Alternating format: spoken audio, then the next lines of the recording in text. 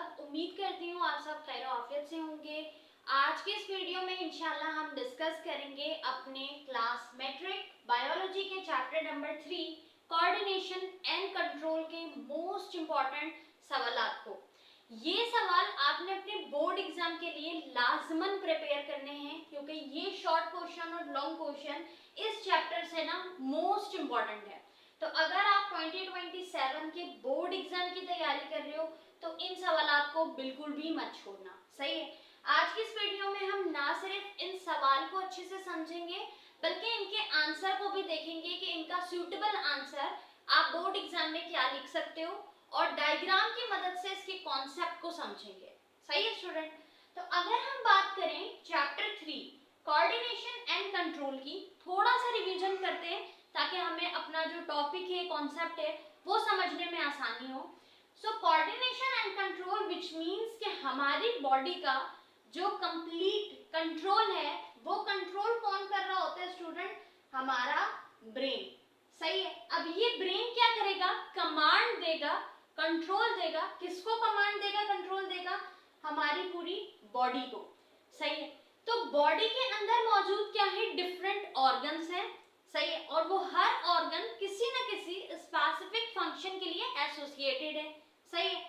तो वो function perform कब होगा? जब ब्रेन कमांड देगा, क्योंकि पूरा कंट्रोल सेंटर हमारी बॉडी का क्या है? ब्रेन है। तो ब्रेन क्या करेगा? कंट्रोल करेगा, कमांड देगा। ठीक है। किसको? हमारी पूरी बॉडी को। अब ये कमांड और ये कंट्रोल कैसे आएगा बॉडी तक? मसल्स के थ्रू, रिसेप्टर्स के थ्रू। सही है।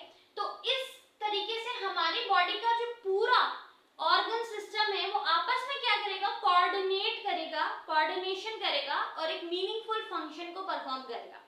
तो कोऑर्डिनेशन एंड कंट्रोल से मुराद है कि हमारी पूरी बॉडी में मौजूद जो डिफरेंट ऑर्गन है वो आपस में कोऑर्डिनेशन करके अपने एक फंक्शन को परफॉर्म करेंगे। अब इसकी सादा और आसान सी मिसाल अगर हम लें, कभी आपने अगर एक्सपीरियंस किया हो कि अगर किसी गर्म चीज पर आपका हाथ पड़ता है तो आपकी बॉडी क्या करती है? आपको मैसेज भेजती है, आपका ब्रेन आपको मैसेज भेजता है और आप फौरन उस गर्म चीज से अपना हाथ हटाते हो, फौरन एक रिएक्शन, एक रिस्पॉन्स जनरेट करते हो। तो ये जो रिएक्शन आपने जनरेट किया, आपकी बॉडी ने जो रिस्पॉन्स शो किया, आपने गर्म चीज में हाथ पड़ा, आपको गर्म महसूस हुआ, आपने फौरन अपना हाथ पीछे किया। तो ये जो पूरा मैकेनिज्म हो रहा है ये by the help of these coordination हो रहा है। तो इस कोऑर्डिनेशन में नर्वस कोऑर्डिनेशन और केमिकल कोऑर्डिनेशन दोनों शामिल है। सही है। नर्वस कोऑर्डिनेशन और केमिकल कोऑर्डिनेशन क्या है? देखो, केमिकल कोऑर्डिनेशन की अगर हम बात करें तो केमिकल कोऑर्डिनेशन में क्या होता है स्टूडेंट कि हमारा जो ब्रेन है वो कमांड देता है। सही है। वो बताता है, वो चीजें वो करता है। अच्छा, केमिकल कोऑर्डिनेशन को जो कमांड ब्रेन के जरिए मिल रहा है उसको हम कहेंगे नर्वस कोऑर्डिनेशन। सही है। अब ये जो हमारे पास नर्वस कोऑर्डिनेशन है, ये नर्वस कोऑर्डिनेशन को मैसेज मिलेगा ब्रेन से। सही है। और ब्रेन ये मैसेज भेजेगा केमिकल कोऑर्डिनेशन को। सो नर्वस कोऑर्डिनेशन से केमिकल कोऑर्डिनेशन तक मैसेज आएगा और ये तमाम मैसेज कौन देगा? ब्रेन देगा। तो ब्रेन में हमारा नर्वस सिस्टम आता है यानी नर्वस कोऑर्डिनेशन, और पूरी बॉडी में हमारी चूंकि केमिकल्स हैं, हमारी बॉडी की जो एंडोक्राइन सिस्टम है उसमें आ जाएगा केमिकल कोऑर्डिनेशन। तो ये केमिकल कोऑर्डिनेशन और नर्वस कोऑर्डिनेशन आपस में मिलके पूरी बॉडी की कोऑर्डिनेशन और कंट्रोल को देख रहे होते हैं। सही है। तो जब आप इंशाल्लाह आगे बायोलॉजी अगर पढ़ोगे फर्स्ट ईयर सेकेंड ईयर में तो आप डिटेल में पढ़ोगे केमिकल कोऑर्डिनेशन को सेपरेट और नर्वस कोऑर्डिनेशन को सेपरेट, यानी नर्वस सिस्टम को और क्या जो आपका एंडोक्राइन सिस्टम है, बॉडी के अंदर जो केमिकल्स और ग्लैंड है उनको इंशाल्लाह सेपरेट पढ़ोगे। लेकिन अगर हम अपने इस चैप्टर की बात करें तो इस चैप्टर में आपको बेसिक इंट्रोडक्शन मिलता है दोनों कोऑर्डिनेशन का, केमिकल कोऑर्डिनेशन का भी, नर्वस कोऑर्डिनेशन का भी। सही है। तो इस चैप्टर में कंप्लीट हम बात करेंगे कोऑर्डिनेशन और कंट्रोल की। कोऑर्डिनेशन एंड कंट्रोल पूरी बॉडी का कोऑर्डिनेशन, एक ऑर्गन का दूसरे ऑर्गन के साथ, नर्वस सिस्टम का केमिकल बॉडी के साथ, केमिकल कोऑर्डिनेशन के साथ। सही है। तो ये कोऑर्डिनेशन और कंट्रोल हमारा पूरा ब्रेन करेगा। अब इस चैप्टर में हम क्या पढ़ेंगे, किस तरह पढ़ेंगे, वो तो हमने रिवाइज कर लिया। अगर हम बात करें इस चैप्टर के मोस्ट इंपॉर्टेंट इंपॉर्टेंट क्वेश्चंस की। तो शॉर्ट के लिए आपने एटलीस्ट 3 सवाल ये जो लाजमन बनाने हैं, और लॉन्ग के लिए आपके पास 1 से 2 सवाल है जो लाजमन आपने याद रखना है। ठीक है, तो एक सवाल तो आपको आइडिया हो गया होगा, वो है हमारे पास ब्रेन का। सही है, क्योंकि इस पूरे चैप्टर में हम कोऑर्डिनेशन एंड कंट्रोल में किसकी बात करेंगे, ब्रेन्स की बात करेंगे। ब्रेन किस तरह जो है वो डिफरेंट पार्ट के थ्रू कंट्रोल करता है या मैसेज भेजता है। नर्वस कोऑर्डिनेशन मैसेज भेजती है by the help of neuron, by the help of impulses. सही है, तो ये सारी चीजें आप इस चैप्टर में पढ़ ले। सही है, अच्छा अब अगर हम आते हैं इनके क्वेश्चंस की तरफ, जो कि आज के हमारे इस वीडियो का मेन मुद्दा है, मेन टॉपिक है, यानी हम डिस्कस करेंगे क्वेश्चन आंसर 2027 के बोर्ड एग्जाम के लिए। सही है, तो सबसे पहला जो हमारे पास मोस्ट इंपॉर्टेंट क्वेश्चन है for the section B short question के लिए, that is right the structure and function of human eye with a diagram. तो आपने ह्यूमन आईज को डिफाइन करना है डायग्राम की मदद से। तो एज अ शॉर्ट नोट आपने लिखना है जिसमें आपने ह्यूमन आई का स्ट्रक्चर, ठीक है, और फंक्शन बताना है डायग्राम के थ्रू।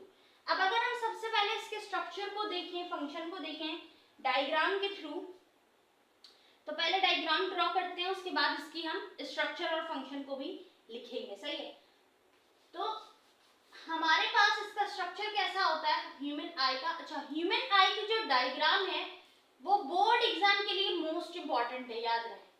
सही है, बोर्ड के पेपर में ह्यूमन आई की डायग्राम आती है, या तो शॉर्ट नोट की सूरत में आएगी जैसे अभी सवाल में दिया गया है, या तो सेपरेट भी आ सकती है। सही है, तो आपने हर लिहाज से प्रिपरेशन करनी है अपनी। ठीक है, तो सबसे पहले हम इसकी डायग्राम बनाएंगे, इंटरनल स्ट्रक्चर देखेंगे, फिर हम इसका जो स्ट्रक्चर है वो लिखेंगे थ्योरी की सूरत में, और फंक्शन भी इसका लिखेंगे। सही है, पहले हम डायग्राम बनाते हैं। तो ये इसके इंटरनल स्ट्रक्चर है। सही है, अच्छा यहाँ पर हमारे पास कुछ इंपॉर्टेंट स्ट्रक्चर होता है ह्यूमन आई का, जो कि इसको किस चीज में मदद देगा, विजन में। सही है, ह्यूमन आई का मेन फंक्शन क्या है, विजन, यानी देखना, हम आंखों की मदद से देख रहे हैं। तो वैसे सिंपल स्ट्रक्चर होता है हमारे पास ह्यूमन आई का। अब इसमें इंपॉर्टेंट क्या है, इसकी लेबलिंग बहुत इंपॉर्टेंट है, वो अच्छे से आपको याद होनी चाहिए। सबसे पहले हमारे पास ये जो स्ट्रक्चर है दैट इज दी लेंस। ठीक है, ये हमारी आईज का लेंस है, ये हमारे पास ह्यूमर है, इंटरनल स्ट्रक्चर ऑफ ह्यूमन आई। अंदर वाला जो स्ट्रक्चर है that is called the retina, और रेटिना की मदद से ही हम चीजों को देख पाते हैं और उनके कलर्स में डिफरेंशिएट कर पाते हैं। आपने पढ़ा होगा कलर ब्लाइंडनेस, जो कलर ब्लाइंडनेस होते हैं, यानी ऐसे पर्सन जिनको रेड कलर और ग्रीन कलर में फर्क करना मुश्किल होता है, तो हम कलर ब्लाइंडनेस कहते हैं। कलर ब्लाइंडनेस पर्सन को ड्राइविंग लाइसेंस नहीं दिया जाता है। Driving licence colour blind person को क्यों नहीं दिया जाता, ये भी एक रीजनिंग क्वेश्चन बन सकता है कि जो कलर ब्लाइंड पर्सन होते हैं उनको ड्राइविंग लाइसेंस क्यों नहीं दिया जाता। तो उसका रीजन ये है क्योंकि उनकी जो ट्रैफिक लाइट्स होती है उसमें डिफरेंशिएट करना उनके लिए मुश्किल होता है। सही है, अब वो जो कलर्स को डिफरेंशिएट करना मुश्किल हो रहा है वो क्यों हो रहा है, क्योंकि उनकी आईज के स्ट्रक्चर में जो रेटिना का स्ट्रक्चर होता है वो डैमेज होता है, उसमें प्रॉब्लम होती है। तो वो रेटिना का स्ट्रक्चर कौन सा है, ये अंदर वाली जो कवरिंग है that is called the retina, right. और जब इस रेटिना में प्रॉब्लम होगी, म्यूटेशन होगी, या ये डैमेज होगा या खराब हो गया होगा, तो इस वजह कर कलर ब्लाइंडनेस होती है। पर्सन जो है, इंसान जो है, वो डिफरेंशिएट नहीं कर पाता कलर्स के दरमियान, स्पेशली डार्क ग्रीन और रेड कलर्स के दरमियान, इसीलिए इनको ड्राइविंग लाइसेंस नहीं दिया जाता। सही है, तो ये अच्छा, क्या रेटिना खराब हो जाता है या पहले से होता है, तो इसका रीजन जो है ना वो डिफरेंट है। समटाइम ये कॉज होता है जेनेटिकली, यानी पैदाइशी, अगर कोई बच्चा हुआ है वो पैदाइशी उसको कलर ब्लाइंडनेस है, तो ये जेनेटिकली भी हो सकता है कि पेरेंट्स में था, पेरेंट्स सेल में था, तो जेनेटिक जीन्स के ट्रांसवर्जन में क्या हुआ है कि पेरेंट्स सेल के बाद डॉटर सेल में या ऑफस्प्रिंग के सेल में भी हो गया। सही है, कैरेक्टरिस्टिक्स में आ गया। तो कलर ब्लाइंडनेस हो सकता है पैदाइशी भी, या फिर ये किसी हादसे की वजह से आंखों में चोट लग गई थी, या बिनाई का मसला हो गया था, या कोई इशू हो गया था जिसकी वजह से कलर ब्लाइंडनेस भी हो सकता है। ज्यादातर ये जेनेटिकली होता है।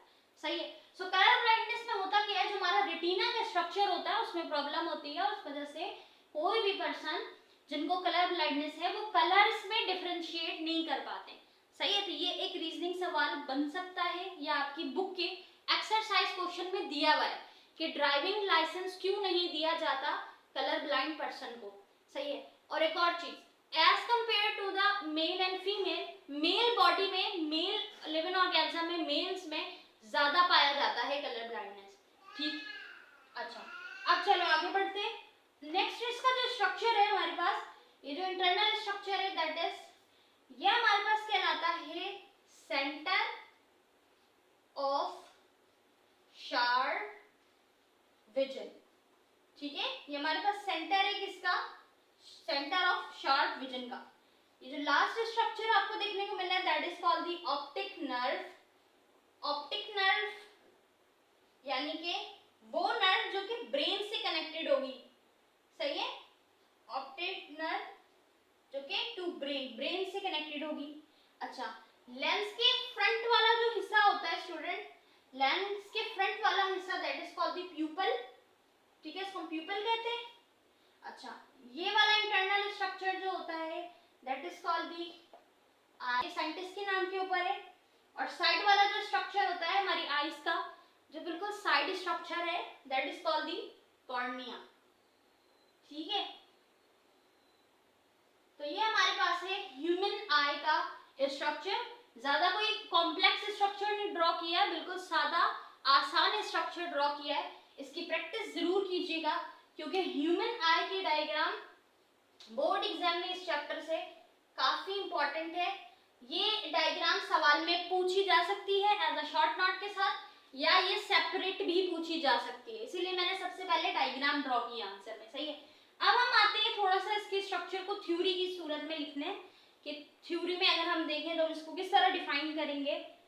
तो थ्योरी में हम इसको कुछ इस तरीके से डिफाइन कर सकते हैं। वेरी फर्स्ट, कि अगर हम आई की बात करें, सो द हेडिंग लगाएंगे हम structure and function of human आई। तो हम किसके ऊपर बात कर रहे हैं स्टूडेंट, ह्यूमन आई के ऊपर बात करें तो हमने हेडिंग लगाई है structure and function of human आई। तो सबसे पहले आई होती क्या है बेसिकली, तो अगर हम आई की डेफिनेशन की बात करें तो हम आई को कैसे डिफाइन करेंगे, the I is the organ of vision. तो आई बेसिकली वो ऑर्गन है जो कि हमें चीजों को, जो हमारे अराउंड ऑब्जेक्ट्स हैं उनको देखने में मदद देगा। तो आंखें किस लिए दी अल्लाह ने, देखने के लिए दी है। So the I is the organ which help us to the see the object around us, जो हमारे अराउंड, हमारे अतराफ चीजें हैं उनको देखने के लिए। तो एक ऐसा ऑर्गन है जो कि विजन के लिए है। सिंपल, सबसे पहले हम ये लिखेंगे, उसके बाद हम आएंगे इसके स्ट्रक्चर की तरफ। तो जैसे कि हमने लेबल किया स्ट्रक्चर, तो सबसे पहला स्ट्रक्चर है हमारे पास कॉर्निया। और कॉर्निया की अगर बात करें तो ये बेसिकली फ्रंट पार्ट होता है आई का, जो कि क्या करता है, अलाउ करता है, allow light to enter, light को इंटर होने की इजाजत देता है, लाइट को इंटर होने का रास्ता देता है, मदद देता है। सही है, तो जब हमारी आई से लाइट आएगी तभी तो हम देख सकेंगे, हमारा विजन क्लियर हो सकेगा। So cornea is the structure which allow light to enter, जो लाइट को इंटर होने के लिए अलाउमेंट देगा। सही है, अच्छा नेक्स्ट हमारे पास जो स्ट्रक्चर है प्यूपल। अब ये जो प्यूपल स्ट्रक्चर है, ये ओपनिंग कवर होती है, ये रेगुलेट करती है अमाउंट ऑफ लाइट। सही है, रेग्यू, इसीलिए दोनों स्ट्रक्चर साथ साथ हैं, करीब करीब हैं।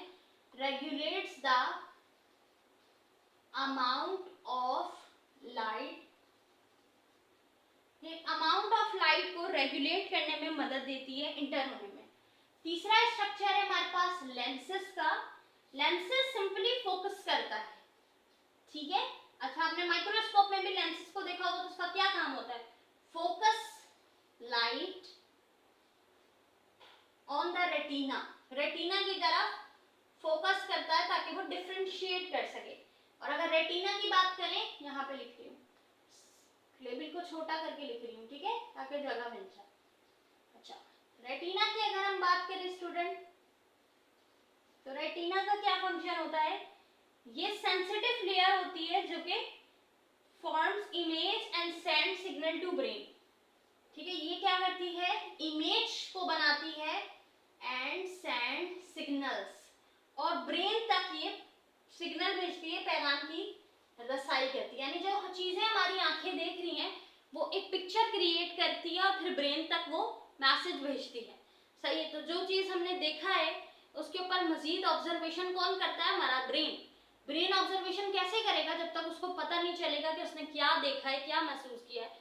तो ये मैसेज के इमेजिनरी स्ट्रक्चर बनाना, इमेज जनरेट करना, बनाना, और फिर उस इमेज को भेजना, सेंड करना टू द ब्रेन, ये काम होता है रेटिना का। सही है, तो जब रेटिना सही से फंक्शन नहीं करेगा तो कलर डिफरेंशिएट करना या इमेज जो जनरेट हो रही है वो नहीं हो पाएगी। सही है। अच्छा, लास्ट में हमारे पास लिखा है ऑप्टिक नर्व। तो ऑप्टिक नर्व के अगर हम फंक्शन की बात करें तो ये कैरी करता है विजुअल मैसेजेस टू ब्रेन। ठीक है, ऑप्टिक नर्व क्या करता है, कैरी करता है जो हमारे पास विजुअल मैसेजेस हैं। ठीक है, visual messages to the brain, brain को देता है। तो ये हमारे पास स्ट्रक्चर था किसका, कंप्लीट ह्यूमन आई का, जिसमें कॉर्निया है, प्यूपल है, रेटिना है, centre of shade of vision है, ऑप्टिक नर्व है, और इनका फंक्शन क्या है, कॉर्निया अलाउ करेगा लाइट को इंटर होने के लिए, प्यूपल रेगुलेट करेगा अमाउंट ऑफ लाइट को, लेंस फोकस करेगा लाइट पे रेटिना के लिए, then retina forms image and send signals. Forms image आएगा यहाँ पे, इमेजेस एंड सेंड सिग्नल्स।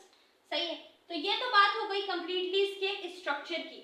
अगर हम बात करें फंक्शन की तो फंक्शन तो काफी आसान है। फंक्शन क्या है आईज का, आईज का फंक्शन सिंपली ये है कि हम आईज की मदद से चीजों को देखते हैं, चीजों को सही से पहचान पाते हैं, उसकी इमेज जनरेट कर पाते हैं। सही है, सो आईज का जो मेन फंक्शन है वो विजन है, देखना है, चीजों को सही से समझना है देखकर, यानी विजुअल्स जो है, विजुअल साइट, ये तो आईज की मदद से ही होगा, उसके बगैर तो नहीं होगा। सही है, तो इसका मेन फंक्शन क्या है, आई इज द ऑर्गन, वो तो विजन, देखने के लिए। तो इसका स्ट्रक्चर फंक्शन हमने देख लिया with the help of diagram. Diagram की प्रैक्टिस जितनी हो सके उतनी ज्यादा कीजिएगा, डायग्राम मोस्ट इंपॉर्टेंट है। सही है, तो ये हमारे पास डायग्राम थी, ये इसकी थ्योरी थी। आई होप आपको अच्छे से समझ आ गया होगा। ये सवाल 2023 के पेपर में पूछा जा चुका है एज इट इज, इसी तरीके से 2027 के लिए भी ये सवाल इंपॉर्टेंट है। अब हम पढ़ते हैं इस चैप्टर के सेकंड शॉर्ट क्वेश्चन की तरफ। नाउ स्टूडेंट, अब हम डिस्कस करते हैं चैप्टर कोऑर्डिनेशन एंड कंट्रोल के सेकंड शॉर्ट क्वेश्चन को, और इस सवाल में पूछा गया है difference between chemical and nervous coordination. So chemical और नर्वस कोऑर्डिनेशन के दरमियान क्या फर्क है, हमने ये बताना है। ये सवाल एज इट इज इसी तरह 2023 में पूछा गया था। तो आप देख सकते हो कि पिछले वाला सवाल भी 23 में आया है, ये वाला भी 23 में आया है। तो एक पेपर में, एक क्वेश्चन पेपर में आपको एक चैप्टर से एक से कई ज्यादा क्वेश्चंस मिल सकते हैं। सही है, तो ऐसा नहीं है कि आपको जो है ना वो एक चैप्टर से एक ही सवाल आ जाएगा, दो ही आ जाएगा। समटाइम्स 3-4 क्वेश्चंस शॉर्ट में, सिर्फ शॉर्ट में ही पूछे जा सकते हैं। इट डिपेंड के इस चैप्टर के वेटेज कितना है। सो कोऑर्डिनेशन एंड कंट्रोल का अच्छा खासा वेटेज है, डिफरेंस में भी, डेफिनेशन में भी, रीजनिंग क्वेश्चंस में भी, डायग्राम में भी। सही है, तो इसलिए आपने इसको अच्छे से समझ के पढ़ना है। तो अभी जब हमने हेडिंग को थोड़ा सा रिवाइज किया था तो उसमें मैंने आपको बताया था केमिकल और नर्वस कोऑर्डिनेशन का, कि कोऑर्डिनेशन का मतलब होता है कि हमारी बॉडी का जो ऑर्गन्स हैं, डिफरेंट ऑर्गन, वो एक दूसरे के साथ कोऑर्डिनेट करके वर्क कर रहे हैं, और उसको कमांड और कंट्रोल कौन कर रहा है, हमारा ब्रेन। सो हमारा ब्रेन जो है उसका जो कोऑर्डिनेशन है वो कहलाता है नर्वस कोऑर्डिनेशन, और ब्रेन जो कमांड देता है पूरी बॉडी को वो होता है केमिकल कोऑर्डिनेशन। सो अगर इनके दरमियान हम कुछ डिफरेंस क्रिएट करें तो क्या डिफरेंस बनेंगे केमिकल कोऑर्डिनेशन और नर्वस कोऑर्डिनेशन के दरमियान। सही है, तो हम इसको टेबल की फॉर्म में समझते हैं। सही है, सिंपली हम सबसे पहले इसका आंसर लिखते हैं और एक तरफ हम लिखेंगे नर्वस, ठीक है, नर्वस कोऑर्डिनेशन। सही है, और एक तरफ हमारे पास आएगा केमिकल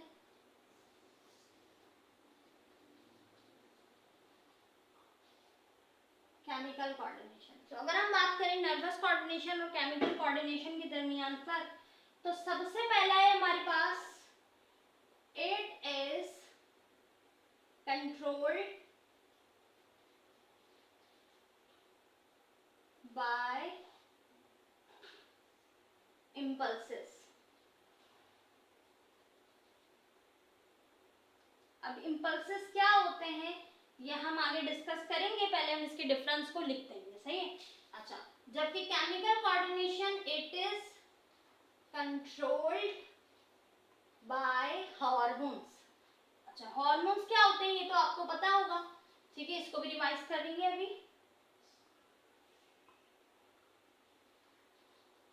सही। दूसरा डिफरेंस अगर हम देखें तो लिखा है मैसेजेस ट्रैवल। अभी कौन से मैसेजेस की बात हो रही है? थ्रू, ये भी हम आगे देखेंगे, ब्लड, एक सेकेंड, थ्रू नर्व्स।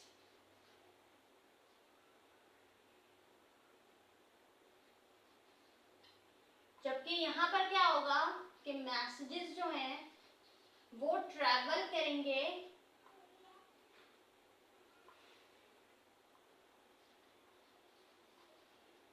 थ्रू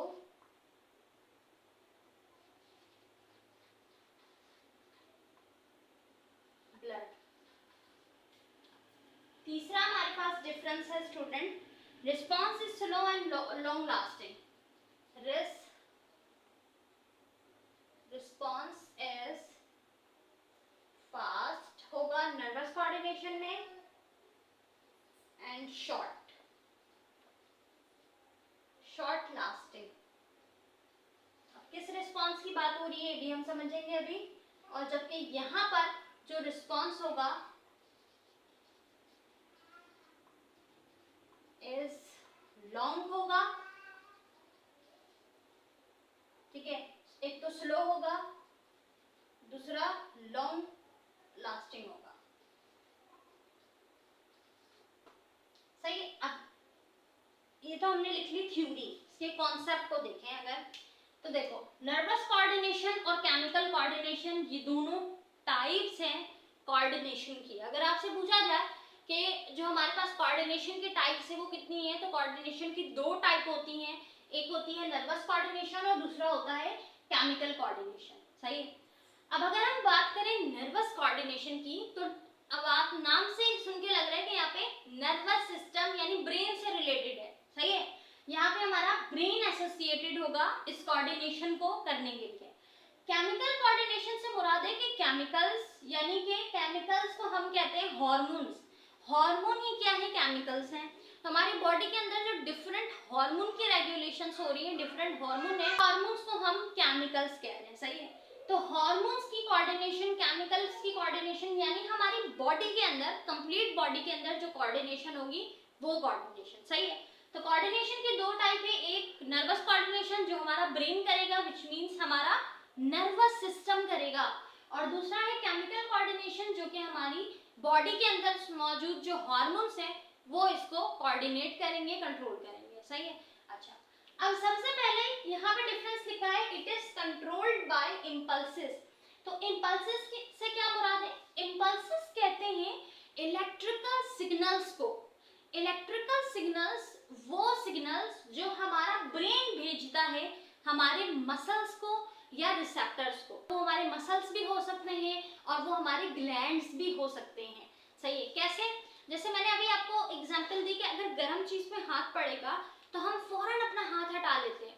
कैसे हटा लेते हैं हम अपना हाथ? हमारा ब्रेन हमारे मसल्स को, हमारे हैंड के अंदर क्या है? हमारा मसल्स है। जो हम मूवमेंट करते हैं, ये मूवमेंट कैसे करते हैं? मसल्स की मदद से करते हैं, राइट। तो हमारा ब्रेन हमारे मसल्स को मैसेज भेजता है, फौरन इम्पल्सेस भेजता है कि भाई यहाँ कुछ रॉन्ग है, कुछ गर्म है, नुकसान हो रहा है, हाथ हटाओ फौरन। तो हम फौरन हाथ हटाते हैं। या आपने देखा है कभी कोई लाइट अचानक से पड़े तो हम फौरन अपनी आंखें बंद करने लगते हैं, उससे बचने लगते हैं। कैसे बचने लगते हैं? ये हम खुद से नहीं कर रहे, ये हमारे कंट्रोल में नहीं है, ये हमारे इख्तियार में नहीं है। तो ये जो बेसिकली इनवॉलेंट्री एक्शन हो रहा है, जो रिस्पॉन्स जनरेट हो रहा है, ये हमारा ब्रेन सिग्नल भेज रहा है। और ये ब्रेन हमारा सिग्नल्स भेजता है हमारे मसल्स को, और ये जो सिग्नल्स आते हैं इलेक्ट्रिकल सिग्नल्स, इसी इलेक्ट्रिकल सिग्नल्स को हम कहते हैं इम्पल्सेस। क्लियर है? तो basically it is controlled by impulses. तो कोई भी चीज होगी ऐसी जिससे आपका ब्रेन फौरन मैसेज भेजेगा यहाँ से हटो, अपने आप को सेव करना है। तो ये जो मैसेज आएगा ब्रेन से बॉडी तक, ब्रेन से मसल तक, ब्रेन से रिसेप्टर्स तक। रिसेप्टर्स क्या है? हमारे मसल्स और हमारे ग्लैंड ही हैं, ठीक है। तो ये जो मैसेजेस आएंगे ये by the help of nerve impulses आएंगे, यानी कि इलेक्ट्रिकल सिग्नल्स के थ्रू। जबकि अगर हम बात करें केमिकल कोऑर्डिनेशन की, so it is controlled bye hormones. ये हार्मोन्स की मदद से कंट्रोल होते हैं। हार्मोन्स हमारे केमिकल्स ही हैं। जैसे कि इसकी अगर हम सादा मिसाल लें तो हमारी बॉडी के अंदर डिफरेंट हार्मोनल चेंजेस हो रहे होते हैं, सही है। तो बाज़ दफा जैसे हमारी इंटरनल बॉडी में कुछ चेंजेस हो रहे हैं, हमें फीवर है अचानक से, या जो है हमारी बॉडी में किसी वायरस ने अटैक कर लिया है, तो हमारे जो ग्लैंड्स हैं वो ग्लैंड सिक्रीट होना शुरू हो जाएंगे, फिर अपना फंक्शन इंटरनली परफॉर्म करेंगे। तो ये through the glands, through the hormones, through the chemicals के जरिए होती है ये कोऑर्डिनेशन, सही है। अच्छा, केमिकल कोऑर्डिनेशन के लिए नर्वस कोऑर्डिनेशन की जरूरत पड़ेगी, क्योंकि ब्रेन मेन कंट्रोल सेंटर जो है वो तो ब्रेन ही है, कमांड तो ब्रेन ही देगा ना, सही है। तो यहाँ पर जस्ट केमिकल कोऑर्डिनेशन में हमारे हार्मोन और हमारे ग्लैंड एसोसिएट होंगे, किसको करने के लिए? कोऑर्डिनेशन को करने के लिए। तो यहाँ पे जो कंट्रोल होगा वो बाय हार्मोन होगा, यहाँ पे जो कंट्रोल होगा वो बाय इम्पल्सेस यानी इलेक्ट्रिकल सिग्नल्स होंगे, सही है। दूसरा difference, message travel through nerves. Message travel होगा नर्व्स के जरिए। नर्व यानी यही नर्व इम्पल्सेस, यही इलेक्ट्रिकल सिग्नल। अच्छा, मैसेजेस से क्या मुराद है? मैसेजेस से मुराद है यानी वो मैसेज, वो पैगाम जो चेंजेस, इसको हम मैसेज को हम क्या कहेंगे? चेंजेस कहेंगे, और बायोलॉजी की लैंग्वेज में इसको कहा जाएगा स्टिमुलस, सही है। तो स्टिमुली यानी कि चेंज जो होगा, उस चेंज को ऑब्जर्व करके, फील करके जो हमारा ब्रेन हमें मैसेज देगा वो मैसेज है, सही है। तो जैसे गर्म चीज पे हाथ पड़ा, फौरन आपने हाथ हटाया, तो ब्रेन को ये मैसेज गया कैसे कि हमें कुछ गर्म महसूस हुआ है। हाँ, यहाँ से हम इसको समझते हैं कि ब्रेन को कैसे पता चला कि हमें कुछ गर्म महसूस हुआ है, हमें कोई नुकसान पहुंचा है। ब्रेन को मैसेज पहुंचा है हमारे इफेक्टर्स की मदद से। अब इफेक्टर्स क्या है? इफेक्टर्स से मुराद है स्टूडेंट हमारे सेंसरी ऑर्गन्स, ठीक है। जैसे हमारे पास सेंसेस में क्या क्या आता है? हमारे आईज है, हमारा नोज है, हमारे ईयर्स हैं, यानी हम जो देखते हैं, जो सूंघते हैं, जो स्मेल फील करते हैं, और जो हम सुनते हैं या जो हम टच करते हैं, तो हमारा स्किन भी।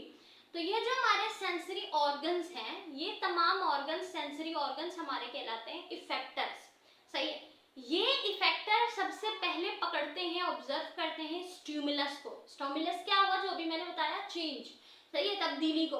तो जो चेंज आएगा, जैसे गर्म चीज पे हाथ पड़ा, कुछ गर्म महसूस हुआ, कुछ चेंज महसूस हुआ, स्टिमुलस आई, तो हमारे स्किन ने महसूस किया। अब ये स्किन क्या है? इफेक्टर है। ये फौरन मैसेज भेजेंगे ब्रेन को, ठीक है। तो ये वही मैसेज है जो ब्रेन तक जाएगा, और ये ब्रेन तक ये मैसेज जाएगा कैसे?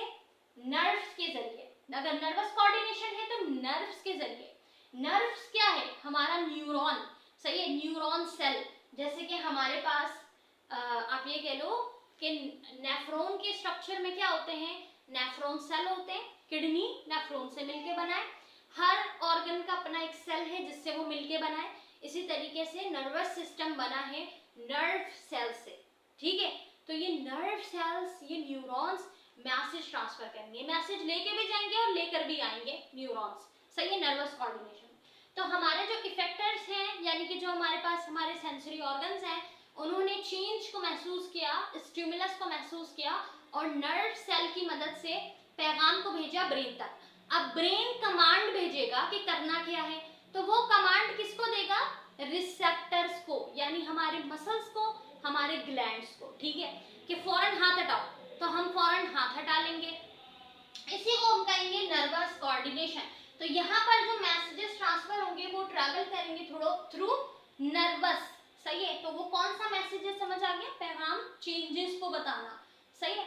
अच्छा, जबकि केमिकल कोऑर्डिनेशन में यही मैसेज, यही चेंजेस, यही स्टिमुलस ट्रैवल करेगा थ्रू ब्लड, ब्लड के जरिए मैसेज जाएगा, ब्लड के जरिए ही रिस्पॉन्स जनरेट होगा। अच्छा, जब हमें कोई चीज गर्म लगी, ठीक है, कैसे पता चला हमने ये भी देख लिया, फिर कमांड जो आया, ब्रेन ने जो कमांड दिया हमने ये भी समझ लिया, सही है। अब क्या होगा, कमांड आने के बाद क्या होता है, गर्म चीज पे हाथ पड़े, आपने फौरन हाथ हटाया, अपने आप को सेफ किया, तो ये क्या हुआ, ये एक रिस्पॉन्स जनरेट हुआ, आपने एक एक्शन किया, आपकी बॉडी ने एक एक्शन किया। अब मैं यहाँ खड़ी हूँ, अचानक से मुझे महसूस होगा कोई चीज मुझ पर अटैक कर रही है, कुछ गिर रहा है, तो मैं फौरन हटूंगी, अपने आप को बचाऊंगी। तो ये जो रिस्पॉन्स जनरेट हुआ है, इस रिस्पॉन्स को हम क्या कहते हैं, बेसिकली इसको हम कहते हैं रिस्पॉन्स एक्शन, या हम इसको कहते हैं रिफ्लेक्स एक्शन, सही है। रिफ्लेक्स एक्शन वो एक्शन है, अच्छा, रिफ्लेक्स एक्शन पर भी एज अ शॉर्ट नोट आ सकता है। What is reflex action, define reflex action, explain reflex action. तो आप रिफ्लेक्स एक्शन को क्या बताओगे, रिफ्लेक्स एक्शन एक ऐसा एक्शन है जो बेसिकली हमारी बॉडी क्विक फ्रीक्वेंटली जनरेट करती है जब भी कोई ना कोई सडन कोई चेंजेस होगी, कोई स्टिमुलस आएगा, सही है, तो फौरन बॉडी एक रिस्पॉन्स जनरेट करेगी, उसी को हम कहते हैं रिफ्लेक्स एक्शन। अब ये जो पूरा मैंने आपको रास्ता बताया ना कि हमारा ब्रेन कैसे, ब्रेन तक मैसेज जाएगा by the help of effectors, के कुछ गर्म महसूस हो रहा है, फिर ब्रेन मैसेज भेजेगा अपना हाथ हटाओ, अपने आप को सेव करो, तो एक्शन जनरेट होगा, सही है। तो उसको इफेक्टर्स के थ्रू मैसेज भेजा हमने, वो रिसेप्टर्स के थ्रू जवाब आएगा, इस तरीके से। तो ये जो बेसिकली पूरा रिफ्लेक्स एक्शन हो रहा है, यानी रिस्पॉन्स जनरेट हो रहा है, इसका जो पूरा पाथवे है, पूरा रास्ता है, उस पाथवे को हम कहेंगे रिफ्लेक्स आर्क, सही है। तो ये काम बेसिकली किसमें हो रहा है, नर्वस कोऑर्डिनेशन में। अच्छा, इसी तरीके से केमिकल कोऑर्डिनेशन में थ्रू ब्लड होगा। लास्ट डिफरेंस हमारे पास लिखा है, response is fast and short lasting. Nervous coordination में रिस्पॉन्स बहुत जल्दी होता है, गर्म चीज पे हाथ पड़ा, आपने फौरन हाथ हटाया, कहानी खत्म, सही है। कुछ लंबा चौड़ा हुआ, लंबे टाइम तक हुआ नहीं, छोटे टाइम के लिए हुआ, जल्दी हुआ, क्विकली हुआ। सो नर्वस कोऑर्डिनेशन में कोई भी रिस्पॉन्स जब जनरेट होता है तो वो फास्ट होता है, फौरन होता है, शॉर्ट लास्टिंग होता है, मतलब फौरन लगा आपको, कोई चीज आपको हिट हुई, आपने अपनी बॉडी को हटाया, मूवमेंट की, मोशन में आ गए आप, अपने आप को फौरन बचाया, सेव किया, तो जल्दी भी हुआ और कम वक्त के लिए हुआ, बस दैट्स इट, सही है। जबकि केमिकल कोऑर्डिनेशन में कोई भी रिस्पांस जो हमारी बॉडी जनरेट करती है, एक तो वो स्लो स्लो होता है और वो लॉन्ग लास्टिंग होता है। अब इसकी सादा सी मिसाल दूं, इंटरेस्टिंग सी मिसाल, इसकी सादा और आसान मिसाल है जैसे हमारी बॉडी की ग्रोथ, या जैसे सेल डिवीजन, या सेल की रिप्रोडक्शन। तो जो हमारी बॉडी की ग्रोथ हो रही है, अब इसमें देखो क्या हो रहा है, आपने देखा जैसे किसी बच्चे की हाइट बढ़ रही है, Aahista Aahista, slow slow slow, Aahista Aahista Aahista Aahista, फिर एक पॉइंट में जाके वो रुक जाएगी, क्या वो दोबारा छोटा हो जाएगा, नहीं ना, वो तो लॉन्ग लास्टिंग रहेगी, सही है। इसी तरीके से ग्रोथ जो होती है हमारे सेल्स की, अगर हम ग्रोथ कह लें तो सेल एकदम ग्रो नहीं करता, आहिस्ता आहिस्ता ग्रोथ होती है, लॉन्ग लास्टिंग होती है, सही है। तो इसको हम कहेंगे केमिकल कोऑर्डिनेशन। इसमें रिस्पांस क्या होता है, स्लो स्लो होता है, हाइट स्लो स्लो बढ़ी है, लॉन्ग लास्टिंग है, सही है। अच्छा, स्लो स्लो बढ़ती है, हमें देखने में क्या लगता है कि एकदम से हाइट निकल गई किसी बंदे की, किसी की आपने देखा अचानक से हाइट निकल गई, अचानक से नहीं निकली, Aahista Aahista slow slow slow slow वो ग्रोथ हो रही थी, वो लॉन्ग लास्टिंग थी, इसको हम केमिकल कोऑर्डिनेशन कहेंगे, सही है। जबकि फास्ट रिस्पांस होगा, शॉर्ट लास्टिंग होगा, यानी शॉर्ट टर्म के लिए होगा, तो वो नर्वस कोऑर्डिनेशन होगा। तो ये तीन डिफरेंस हैं जो कि पूरी नर्वस कोऑर्डिनेशन और केमिकल कोऑर्डिनेशन को डिफाइन करता है। इसको अच्छे से समझ के पढ़ो, उसको अच्छे से याद रखो, सही है स्टूडेंट। तो ये था हमारे पास दूसरा short question from chapter coordination and control. I hope आपको समझ आ गया होगा। ये सवाल भी बड़ा इंपॉर्टेंट है, डिफरेंस के लिए पूछा जाता है। अब हम डिस्कस करते हैं इस चैप्टर के नेक्स्ट क्वेश्चन को। नाउ स्टूडेंट, अब हम कोऑर्डिनेशन एंड कंट्रोल चैप्टर के तीसरे और आखिरी शॉर्ट क्वेश्चन को डिस्कस करेंगे, सही है। अच्छा, इस शॉर्ट क्वेश्चन में पूछा गया है, explain briefly disorders of the nervous system. Briefly से क्या मुराद है, ब्रीफली का मतलब होता है मुख्तसरन, यानी छोटा, सरसरी। तो आपने डिटेल नहीं देनी है, आपने डिसऑर्डर्स को ब्रीफली डिफाइन करना है। एक्सप्लेन से मुराद यहाँ पर बयान करना, आपने बयान तो करना है, बताना तो है, बट ब्रीफली ठीक है, उसको मुख्तसरन शॉर्ट करके बताना है, कॉन्साइज डेफिनेशन बतानी है डिसऑर्डर्स ऑफ नर्वस सिस्टम की। तो आपकी बुक के अकॉर्डिंग 3 डिसऑर्डर्स हैं जो कि नर्वस सिस्टम के दिए गए। नर्वस सिस्टम के ना डिफरेंट डिसऑर्डर्स होते हैं और डिफरेंट टाइप के डिसऑर्डर होते हैं। डिफरेंट टाइप से क्या मुराद है?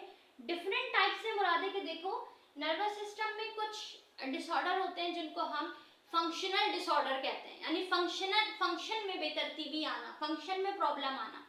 कुछ डिसऑर्डर्स होते हैं जिनको हम डीजेनरेटिव डिसऑर्डर्स कहते हैं, यानी वो जनरेटिव में यानी जनरेट करने में, सेल को जनरेट करने में प्रॉब्लम करते हैं, degenerative.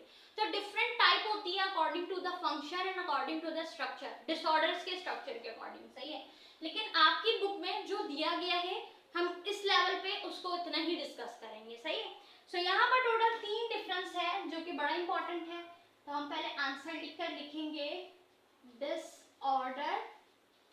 Disorders of nervous system, ठीक है। तो हम नर्वस सिस्टम के डिसऑर्डर्स की बात कर रहे हैं। तो उसमें सबसे पहला जो हमारे पास डिसऑर्डर्स है दैट इज एपिलेप्सी, ठीक है। पहला डिसऑर्डर क्या है? पहला डिसऑर्डर है एपिलेप्सी। एपिलेप्सी क्या होता है? एपिलेप्सी पहले हम लिख लेते हैं a disorder in which abnormal activity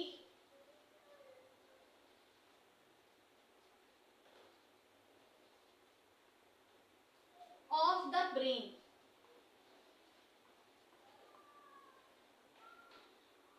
epilepsy एक ऐसा डिसऑर्डर है जिसमें ब्रेन जो है वो अपनी एबनॉर्मल एक्टिविटी को शो करता है। अब ये एबनॉर्मल एक्टिविटी क्यों शो हो रही है? कॉज रिपीटेड, इसका रीजन क्या है? कॉज क्या है इसका? कॉज रिपीटेड, बार बार रिपीट होना, किसका? फिट्स का या फिर सीजर्स का, सही। अच्छा, अब इसमें होता क्या है इसको समझते हैं। देखिए, एपिलेप्सी एक ऐसी बीमारी है, एक ऐसा डिसऑर्डर है नर्वस सिस्टम का जिसमें ब्रेन अपनी, आप ये कह लो कि कॉन्शियस कंट्रोल को खो देता है। एपिलेप्सी के पेशेंट अपने कॉन्शियस कंट्रोल को खो देते हैं, उसको हम एपिलेप्सी कहते हैं। अगर इसको सादा आसान अल्फाज में कहें तो एपिलेप्सी से मुराद है मिर्गी। मिर्गी का दौरा आपने सुना होगा, मिर्गी। ये क्या है? बेसिकली ये एक नर्वस सिस्टम का डिसऑर्डर है।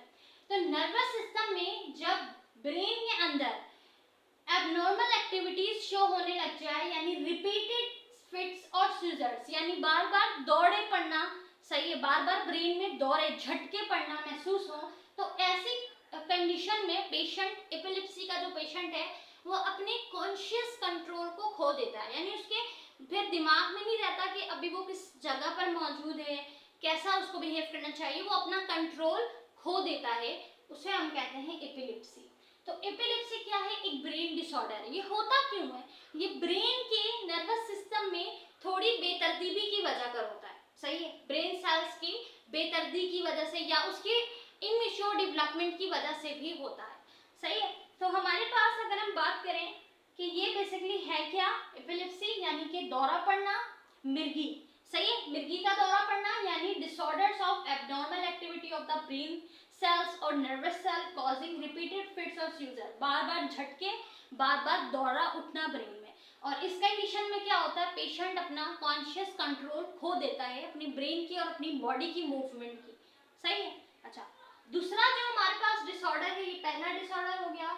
जो दूसरा डिसऑर्डर है दैट इज पैरालाइसिस। तो पैरालाइसिस का तो आपने नाम सुना होगा, काफी कॉमन है। पैरालाइसिस एक ऐसा डिसऑर्डर है, डिसऑर्डर जिसमें अफेक्टिंग बॉडी मूवमेंट, जिसमें बॉडी की जो मूवमेंट है वो क्या होती है? मूवमेंट इफेक्ट हो जाती है, सही है। तो a disorder affecting of the body movement and muscle control, यानी इसमें मसल कंट्रोल नहीं रहता इंसान का, सही है। तो आपने देखा है जो बंदे पैरालाइज होते हैं वो उठ के, चल फिर के, या इवन बैठ के अपना काम नहीं कर पाते हैं, बिल्कुल पैरालाइज हो जाते हैं, ठीक है, डिपेंडेंट हो जाते हैं दूसरों पर, मोहताज हो जाते हैं, सही है। मसल, मूवमेंट ऑफ मसल जो है ये कंट्रोल में नहीं रहती, मसल कंट्रोल, सही है। तो बॉडी की मूवमेंट और मसल कंट्रोल इंसान के इख्तियार में नहीं रहती। तीसरा जो हमारे पास डिसऑर्डर है पैरेंकोसन्स डिजीज, ये बेसिकली डिसऑर्डर तो नहीं है, डिजीज है, सही है। अब ये जो पैरेंकोसन्स साइंटिस्ट के नाम के ऊपर ये डिजीज है जिन्होंने इसे डिस्कवर की थी, डिसऑर्डर नहीं है, ये एक तरीके की डिजीज है, ठीक है। इसमें क्या होता है, बॉडी का आप ये कह लो कि मूवमेंट अफेक्ट तो होता है, उसके साथ ही स्लो मूवमेंट, सही है, स्लो मूवमेंट और स्टफनेस,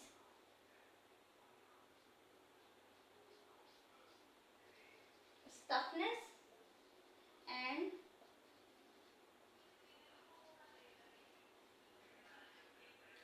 स्लो मूवमेंट, सही है।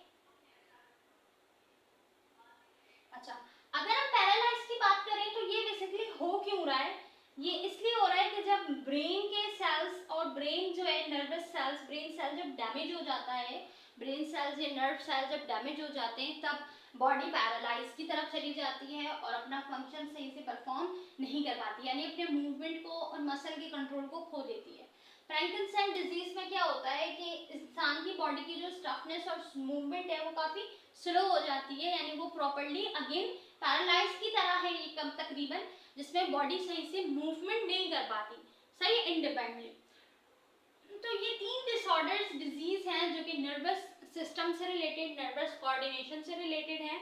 आई होप कि आपको अच्छे से समझ आ गया होगा कि इन तीनों में फर्क क्या है और कॉज क्या है इसका, सही है। सिम्टम्स इसके बताए नहीं गए क्योंकि सिम्टम्स तो क्लियरली विजिबल होंगे ना, एपिलेप्सी क्योंकि कंप्लीट नर्वस डिसऑर्डर है, तो एपिलेप्सी में बार बार दौरे पड़ना जिसमें इंसान अपना, पेशेंट अपना सबकॉन्शियस या कॉन्शियस कंट्रोल्ड खो देगा, सही। और ये होता क्यों है, ये एबनॉर्मल सेल्स की वजह कर होता है, abnormal activity of the brain की वजह कर होता है।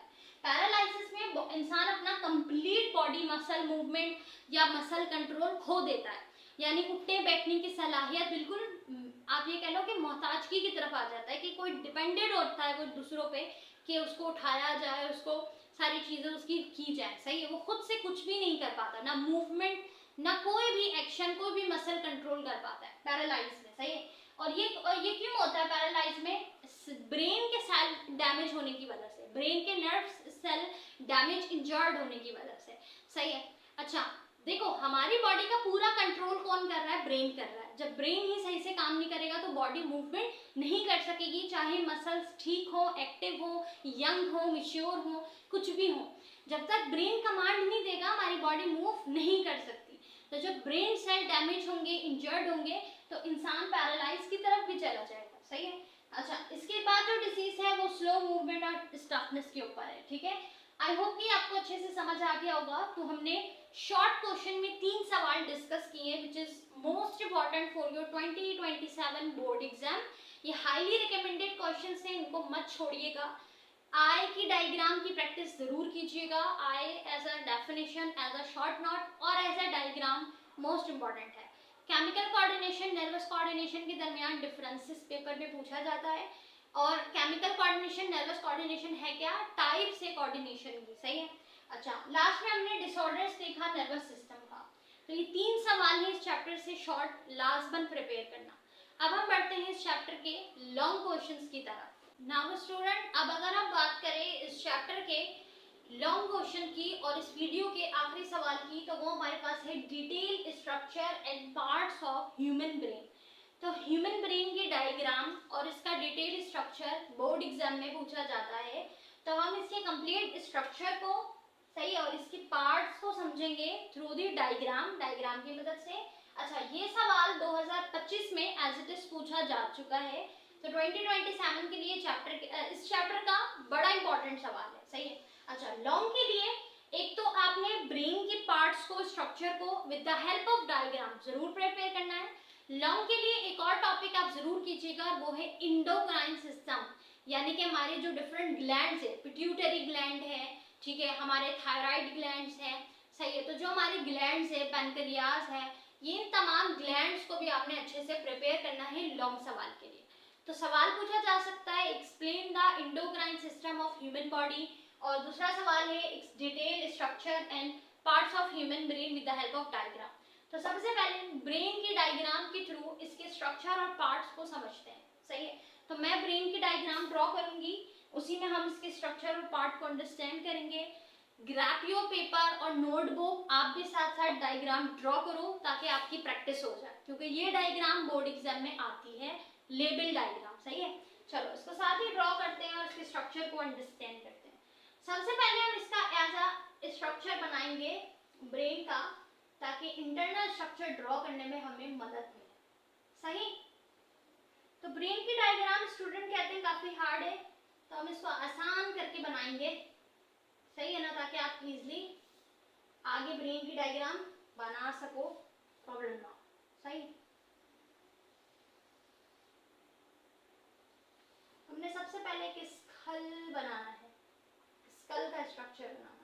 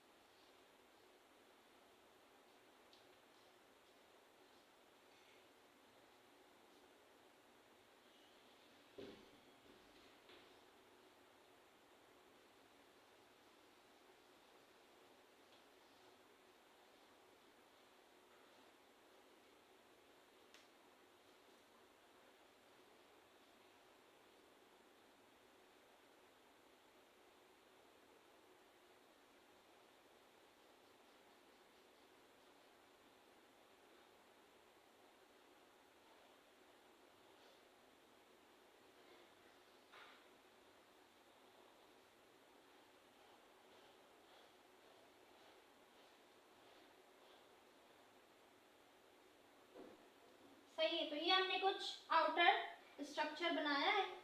सही है, ब्रेन का, और इसके अगर हम इंटरनल स्ट्रक्चर को देखें तो आपको डिफरेंट, ये जो आपको डिफरेंट स्ट्रक्चर देखने को मिल रहा है, that is the different part of the brain. सही है, हमारे ब्रेन के डिफरेंट पार्ट है जो कि डिफरेंट फंक्शन के लिए क्या स्टूडेंट एसोसिएट है। सही है, अब इसको लेबल करते हैं ताकि हम चीजें समझ आए। सबसे पहले ये हमारा स्ट्रक्चर है, that is called the spinal cord. सही है, तो ये हमारा ब्रेन का स्पाइनल कॉर्ड है, द लास्ट स्ट्रक्चर। ये जो स्ट्रक्चर है आपको देखने को मिल रहा है, that is called the midbrain. सही है, आपको पता है brain are divided into 3 part, forebrain, midbrain, ठीक है, और हिंड ब्रेन। सो ये कंप्लीट जो फ्रंट वाला स्ट्रक्चर है, that is called the fore brain, हमारे आगे वाला हिस्सा। सही है, फोर ब्रेन है। सही है, और ये जो नीचे वाला आपको स्ट्रक्चर देखने को मिलेगा यहाँ वाला, that is called the hind brain. अच्छा, हिंड ब्रेन के स्ट्रक्चर में आपको देखने को मिलेगा सबसे पहले पॉन्स। सही है, अच्छा, यहाँ पर आपको देखने को मिलेगा मेड्यूला। सही, लास्ट वाला यहाँ पर जो स्ट्रक्चर है, that is called the cerebrum. अच्छा, सेरिबीलम है और ऊपर वाला सेरिब्रम होगा। सेरिबीलम और सेरिब्रम का दोनों का फंक्शन अलग है। पोन्स, मेड्यूला, सेरिबीलम, ये स्ट्रक्चर होता है हिंड ब्रेन का। फोर ब्रेन के स्ट्रक्चर में सबसे टॉप पर आपको देखने को मिलेगा सेरिब्रम। सही है, ऊपर वाला स्ट्रक्चर सेरिब्रम और नीचे वाला सेरिबीलम। सही है, और ये वाला जो स्ट्रक्चर है इसको हम कहते हैं, जो आउटर स्ट्रक्चर है, that is called the skull. सही है, हमारे पास आउटर स्ट्रक्चर स्कल है। अच्छा, यहाँ पर आपको स्ट्रक्चर देखने को मिलेगा, दैट इज हाइपोथैलेमस, जो कि काफी फेमस स्ट्रक्चर है। हाइपोथैलेमस जो कि हमारी बॉडी का टेम्परेचर रेगुलेट करेगा, सही है, पता है ना आपको, ये हो गया हाइपोथैलेमस। और यहीं पर आपको देखने को मिलेगा पिट्यूटरी ग्लैंड, सही है, तो यहीं पर हमारे पास आ जाएगा पिट्यूटरी ग्लैंड, ठीक है। तो ये सिंपल स्ट्रक्चर है ब्रेन का। अब इसको थोड़ा सा समझते हैं। देखिए, अगर हम स्ट्रक्चर लिखेंगे तो किस तरह लिखेंगे, लिखेंगे सबसे पहले आप इस तरह कि brain are divided into 3 main parts. The first is forebrain, the second one is midbrain, and the third one is the hindbrain. Forebrain contains different parts of brain which perform different function. The first one is cerebrum, hypothalamus, pituitary gland. Pituitary gland, hypothalamus, cerebrum ये आता है forebrain में। midbrain का structure ये complete structure होता है। अगर इसका outer structure देखें that is called the skull। और जो हमारे पास हिंड ब्रेन है उसमें पोन्स, पेड्यूला और सेरिबेलम आता है। लास्ट स्ट्रक्चर होता है इसका स्पाइनल कॉर्ड। तो जब भी ब्रेन की डायग्राम ड्रॉ करो उसको पहले 3 पार्ट्स में डिवाइड करना, फोर ब्रेन में, हिंड ब्रेन में और मिड ब्रेन में। जब आप 3 पार्ट्स में डिवाइड करोगे तो लेबल करना आसान होगा कि कौन सा सेरिबेलम का पार्ट है, कौन सा सेरिब्रम का पार्ट है, कौन सा हाइपोथैलेमस है, कहाँ पर मेड्यूला ऑब्लिगेंडा आएगा, कहाँ पर पोन्स आएगा और कहाँ पर स्पाइनल कॉर्ड बनेगा। तो 3 पार्ट्स में डिवाइड करेंगे और इसको लिखते वक्त भी 3 पार्ट्स में डिवाइड करेंगे। सबसे पहले आप ये बताओगे कि ब्रेन का जो स्ट्रक्चर है उसमें 3 पार्ट्स होते हैं, fore brain, mid brain, hind brain, और उसमें डिफरेंट, अब फिर आप इसकी सब हेडिंग्स बनाओगे इसके सब पार्ट्स की, ठीक है, जो कि डिफरेंट फंक्शंस के लिए एसोसिएट है, सही है। तो इस तरीके से आपने अपनी डायग्राम बनानी है और इसी तरीके से इसके पार्ट्स को डिफाइन करना है।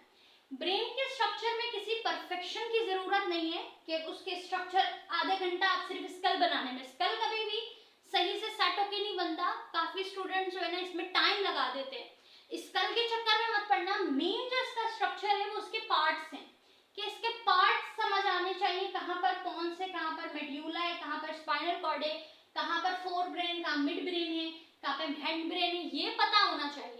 स्कल के डायग्राम, स्कल के स्ट्रक्चर को मेंटेन करने के चक्कर में टाइम जाया नहीं करना है आपने, सही है। स्कल आपने डायरेक्ट बस इस तरीके का आपने याद रखना है स्ट्रक्चर, कि हमारे पास ब्रेन का इस तरीके से मैंने स्ट्रक्चर बनाना है।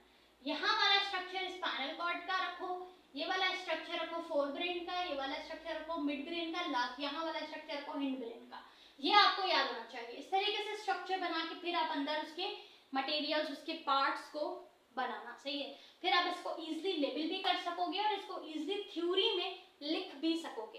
तो ये था हमारे पास इस चैप्टर का लॉन्ग सवाल ब्रेन के ऊपर, ब्रेन का स्ट्रक्चर, ब्रेन का फंक्शन, ब्रेन का डिटेल जो डायग्राम है, लेवल डायग्राम, ये मोस्ट इंपॉर्टेंट है चैप्टर कोऑर्डिनेशन एंड कंट्रोल के लॉन्ग सेक्शन के लिए, यानी सेक्शन सी के लिए। सेक्शन सी के लिए एक और सवाल जो आप लाजमन बनाइएगा वो है इंडोक्राइन सिस्टम, ठीक है। इंडोक्राइन सिस्टम में कोई डायग्राम नहीं आती, जस्ट आपने उसमें ग्लैंड्स को बताना होता है। पिट्यूटरी ग्लैंड है, थायराइड ग्लैंड है, सही है, पैनक्रियास है, ये ग्लैंड जो है हमारे, अच्छा गोनेड्स हैं हमारे, सही है, जो हमारे पास रिप्रोडक्टिव ग्लैंड है। तो ये ग्लैंड्स आ जाते हैं इंडोक्राइन सिस्टम में, सही है। तो लॉन्ग के लिए ये 2 सवाल मोर देन इनफ है, ब्रेन और इंडोक्राइन सिस्टम। शॉर्ट के लिए मैंने आपको बता दिया डिफरेंसेस, आई का स्ट्रक्चर, एयर के स्ट्रक्चर की भी प्रैक्टिस कर लीजिएगा, बट आई ज्यादा इंपॉर्टेंट है। इसके अलावा तीसरा हमने देखा डिजीज, नर्वस सिस्टम का डिजीज, सही है, डिसऑर्डर्स। आई होप कि आपको ये तमाम सवाल अच्छे से समझ आ गए होंगे। अगर आपके जहन में कोई सवाल है तो कमेंट में जरूर पूछिएगा। अगर आप एमई इंग्लिश सेंटर के ग्रुप पे एनरोल होना चाहते हैं या ग्रुप की डिटेल चाहते हैं तो इस नंबर पे राब्ता आप कर सकते हैं। मिलते हैं किसी और वीडियो में किसी और लेक्चर के साथ। जब तक के लिए टेक केयर ऑफ योरसेल्फ। अल्लाह हाफिज।